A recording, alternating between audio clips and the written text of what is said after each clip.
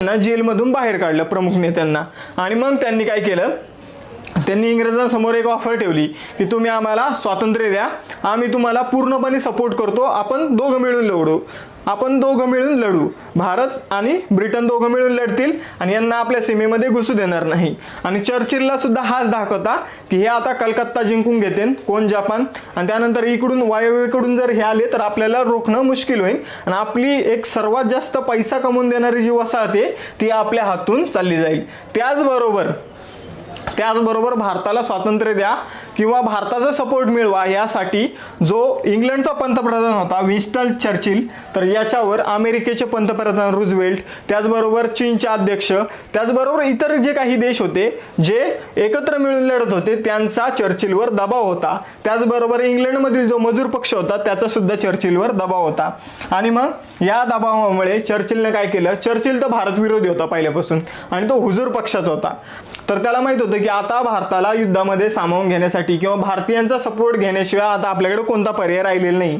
त्यामुळे त्याने स्वतःचे जे कॅबिनेट मंत्री होते त्याच्या मंत्रिमंडळामधील सर स्टफर्ड क्रिप्स यांना पाठवलं. आणि हे एक मजूर पक्षाचे नेते होते त्यामुळे त्यांनी यांना पाठवलं आणि यांनी पहिले भारतीय राष्ट्रीय चळवळीला सपोर्ट केला होता.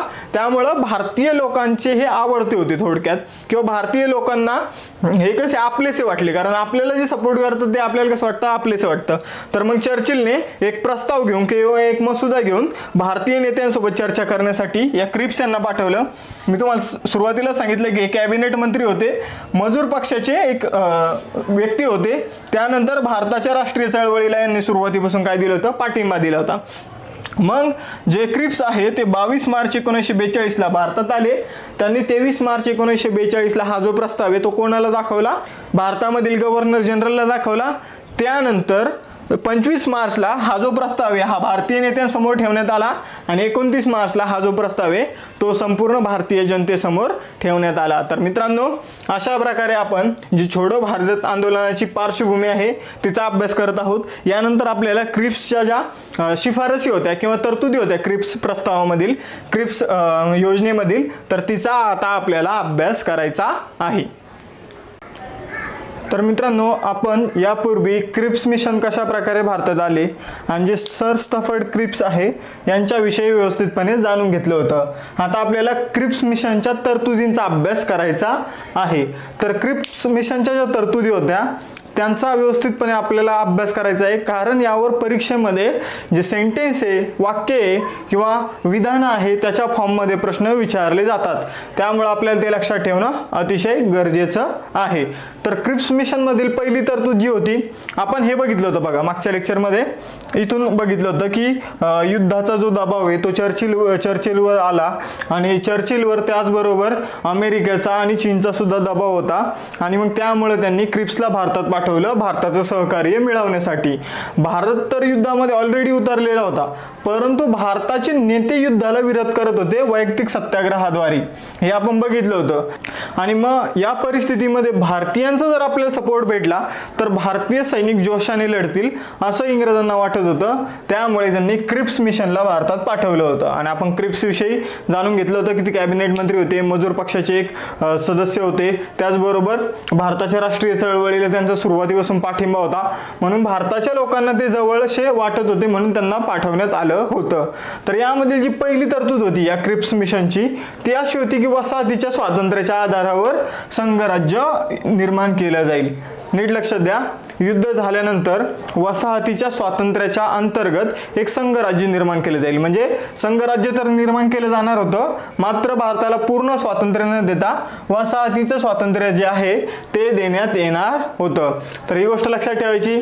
यानंतर जो गव्हर्नर जनरल असेल म्हणजेच व्हाईसरॉय, तर त्याचं जे मंत्रिमंडळ असेल तर त्या मंत्रिमंडळामध्ये संरक्षण हे खातं सोडता सर्व जे खाते असतील ते भारतीयांकडे असतील आणि हे आम्ही युद्धानंतर सोपवू तुमच्याकडे. त्याचबरोबर निर्वाचित म्हणजे भारतासाठी एक नवीन घटना तयार करण्यासाठी भारतीयांचा समावेश करून किंवा भारतीयांची निवड करून एक निर्वाचित घटना समिती तयार केली जाईल आणि या घटना समितीमध्ये संस्थानिकांचा सुद्धा समावेश असेल. त्याचबरोबर या घटना समितीचे जे सदस्य असतील ते प्रांताचे जे कायदेमंडळ आहे आणि त्या कायदेमंडळामधील जे कनिष्ठ सभागृह आहे त्याद्वारे निवडले जाणार होते। ही गोष्ट लक्षात ठेवायची। अजून एक महत्त्वाची आणि या प्रस्तावातील किंवा या क्रिप्स मिशनमधील जी सर्वात मोठी उणीव होती ती अशी होती की एखाद्या प्रांताला जर घटना मान्य नसेल, म्हणजे भारताची जी घटना तयार केली जाणारी ती जर एखाद्या प्रांताला मान्य नसेल तर मग त्या प्रांताला ती नाकारण्याचा अधिकार होता आणि पुढे जाऊन तो तिचा स्वीकार करू शकत होता, मात्र त्याला ती नाकारण्याचा सुद्धा अधिकार होता। आणि यामध्ये दुसरी महत्त्वाची गोष्ट म्हणजे त्याने जर ती नाकारली तर त्याला स्वतंत्र घटना तयार करण्याचा सुद्धा अधिकार होता। समजून घ्या, त्या काळी बॉम्बे हा एक प्रांत होता।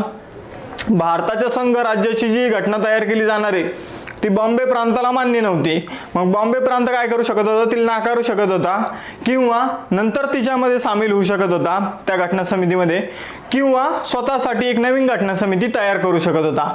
आणि तो जो नवीन प्रांत स्वतःसाठी घटना तयार करणार होता त्याला भारताच्या समान अधिकार राहणार होता। कुणाच्या समान? भारताच्या समान। म्हणजे क्रिप्स मिशन मधील सर्वात मोठी उणीव ही का आहे किंवा हा या मिशन मधला दोष का आहे, तर यामध्ये फाळणीची बीजे जी आहे ती रोवलेली आपल्याला दिसून येतात। म्हणजे एखादा प्रांत स्वतःला देश म्हणून सुद्धा पुढे जाऊन घोषित करू शकतो। एखाद्या प्रांताने जर स्वतःची घटना तयार केली तर म्हणजे याचा अर्थ काय की तो त्याची स्वतःची घटना आहे, त्यानंतर तो स्वतंत्र आहे, म्हणजे तो एक देश म्हणूनच समोर येईल।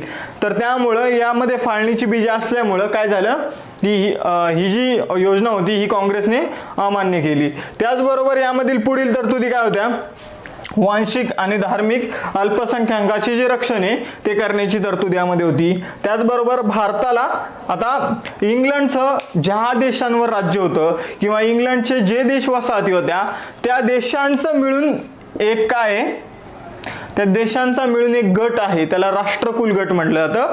कॉमनवेल्थ नेशन त्या देशांना म्हटलं जातं। ही गोष्ट लक्षात ठेवायची। मग या गटामध्ये सध्या जर आपण बघितलं पाकिस्तान, बांगलादेश, भारत, नेपाळ हे सर्व जे देश आहे ते या गटामध्ये येतात। मग आता या गटामध्ये जसं ब्रह्मदेश, मग आता या गटामध्ये भारताला जेव्हा वसाहतीचं स्वातंत्र्य भेटलं असतं भारत आपोआप या गटात सामील झाला असता। या गटामध्ये जवळपास 70च्या आसपास देश आहे। तर मग या गटातून बाहेर पडण्याचा अधिकार भारताला या क्रिप्स मिशनने दिला होता। भारताला सामील होण्याचा त्याचबरोबर त्यातून बाहेर पडण्याचा सुद्धा अधिकार होता। त्यानंतर पुढील महत्त्वाची तरतूद म्हणजे युद्ध संपेपर्यंत तुम्ही आम्हाला सहकार्य करा आणि तोपर्यंत संरक्षण जे आहे त्याची जबाबदारी आमच्यावर सोपवा, असं ब्रिटिशांचं या जे क्रिप्स मिशन आहे यामध्ये म्हणणं होतं। काय, युद्ध संपेपर्यंत तुम्ही आम्हाला सहकार्य करा, म्हणजे जे भारतीय सैनिक आहे किंवा भारतीय तरुण आहे त्यांना सैन्यात जाण्यासाठी प्रोत्साहित करा, त्याचबरोबर जी आर्थिक मदत आहे ती आम्हाला द्या लोकांकडून घेऊन। अशा प्रकारे तुम्ही आम्हाला सहकार्य करा आणि युद्ध संपेपर्यंत फक्त संरक्षण जे आहे ते आमच्या हातात द्या। मात्र कसं होतं की पुढे जाऊन आपल्याला तर ब्रिटिशांचा भरोसा नव्हता। ब्रिटिश वेळोवेळी काय झाले होते, त्यांच्या शब्दावरून पलटले होते। त्यामुळे काँग्रेसने या तरतुदीचा देखील विरोध केलेला आहे। मग त्याच्यावर काँग्रेसची प्रतिक्रिया काय होती ती आपल्याला बघावं लागेल। ही काय होती, ऍक्शन होती। आणि मग काँग्रेसने खाली जी रिॲक्शन दिली ती काही ब्रिटिशांना आवडलेली नाही। तर काँग्रेसची प्रतिक्रिया किंवा काँग्रेसची रिॲक्शन काय होती, तर संरक्षणावर काँग्रेस काय म्हणे, ठीक आहे मान्य आहे, सर्व गोष्टी मान्य आहे, पण आम्हाला संरक्षणावर पूर्ण हक्क पाहिजे, पूर्ण अधिकार पाहिजे।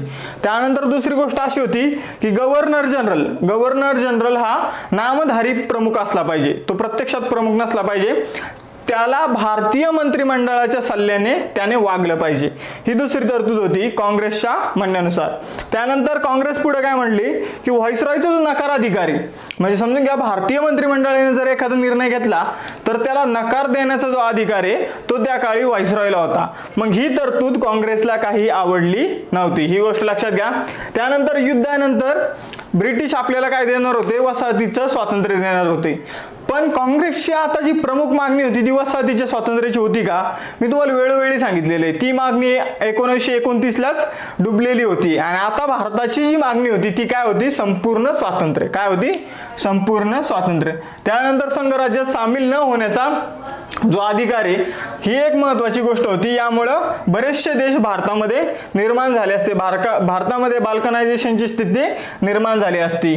त्यामुळं गांधीजींनी हा जो क्रिप्स मिशन आहे किंवा क्रिप्स प्रस्ताव आहे त्याला बुडत्या बँकेवरील पुढील तारखेचा चेक असं म्हटलेलं आहे। त्यानंतर नेहरू काय म्हटले तर सरकारच्या परिस्थितीमध्ये काहीच बदल होणार नाही, म्हणजे ब्रिटिशांची हुकूमत तशीच चालू राहील। जर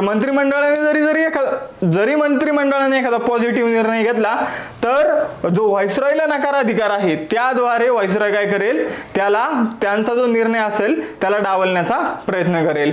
त्यामुळे नेहरू म्हणाले की सरकारच्या परिस्थितीमध्ये या क्रिप्स मिशनमुळे किंवा या क्रिप्सच्या प्रस्तावामुळे काहीही बदल होणार नाहीये। जी ऑगस्ट ऑफर होती त्याचंच एक पुढचं पाऊल म्हणजे एक क्रिप्स मिशन होतं। आणि पुढे जाऊन नेहरू काय म्हणतात की मग आमच्यातले काही लोक जे आहेत ब्रिटिश काय करतील, त्यांना मंत्रिमंडळावर घेतील आणि मग ते त्यांच्या ब्रिटिशांच्या पुढे करतील आणि त्यामुळे आपल्या स्थितीत काहीही बदल होणार नाही। त्याचबरोबर लीगने क्रिप्स प्रस्ताव जो आहे, क्रिप्स मिशन जे आहे, क्रिप्सच्या तरतुदी ज्या आहे त्या अमान्य केल्या। आता लीगने का अमान्य केल्या तर लीगला तर इथं सुवर्ण संधी होती, इथे फाळणीचे तत्व या क्रिप्स मिशन मध्ये दिलेले होते, मात्र लीगने का अमान्य केलं तर त्यांना फाळणीची तत्वे त्यामध्ये दिली होती, पण फाळणी कशी होणार होती हे मात्र त्या प्रस्तावामध्ये दिलेलं नव्हतं। त्याचबरोबर लीगचं दुसरं म्हणणं असंही होतं की त्यामध्ये स्वतंत्र मतदारसंघ सुद्धा नाहीये। त्याचबरोबर लीगचं तिसरं म्हणणं असं होतं की तुम्ही आम्हाला वांशिक आणि धार्मिक अल्पसंख्याकाच्या संरक्षणाची जी तरतूद आहे ती त्यामध्ये दिलेली आहे, पण ती संरक्षण कशा प्रकारे होईल हे सांगितलेलं नाही। त्यामुळे लीगने हा क्रिप्स प्रस्ताव अमान्य केला। हिंदू महासभेला असं वाटत होतं की यामुळे भारताचे खूप सारे तुकडे होतील, त्यामुळे त्यांनी हा जो क्रिप्स प्रस्ताव आहे हा अमान्य केला। आणि त्याचबरोबर भारतातील इतर वर्ग जसं की दलित वर्ग, तर दलित वर्गासाठी यामध्ये काहीही नव्हतं विशेष असं, त्यामुळे त्यांनी हा प्रस्ताव मान्य केला। आणि शिखांना सुद्धा हे स्वतंत्र राज्य जे निर्माण होतील तर ते मान्य नव्हतं, त्यामुळे त्यांनी सुद्धा हा जो प्रस्ताव आहे तो अमान्य केलेला आहे। तर मित्र